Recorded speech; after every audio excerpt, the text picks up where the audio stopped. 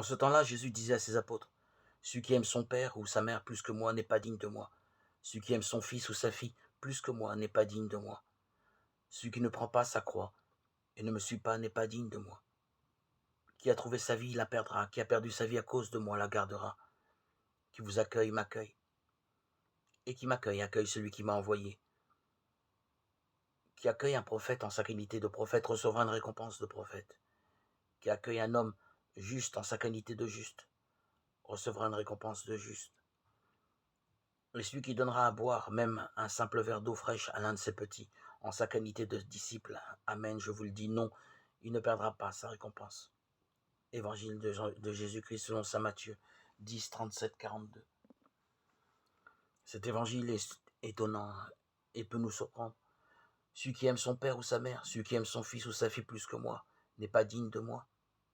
Cette exigence radicale semble bien inhumaine, contraire à l'élan de notre cœur. Devons-nous adoucir le propos en relativisant la manière de parler de Jésus? Bien sûr, il faut bien écouter, il ne s'agit pas de rejeter nos parents, nos enfants, nos proches, il ne s'agit pas d'éteindre en nous tout mouvement d'amour, d'attention, de respect à leur égard, bien au contraire. Nous savons aussi qu'il y a des amours faussés, possessifs ou étouffants, dans lesquels la personne ne respecte pas vraiment l'autre. Elle ne le fuit pas,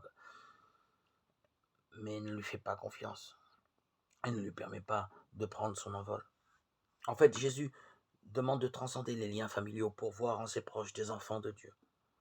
Pour le Christ, l'amour de Dieu, son Père, passe avant celui qu'il porte à ses parents adoptifs, Marie et Joseph. Ne savez-vous pas que je dois être aux affaires de mon Père, Luc 2, 49.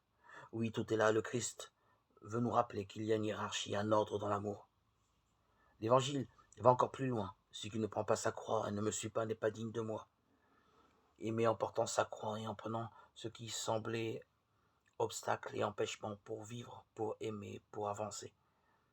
Aimer y compris dans nos blessures, dans nos souffrances, dans nos désespoirs.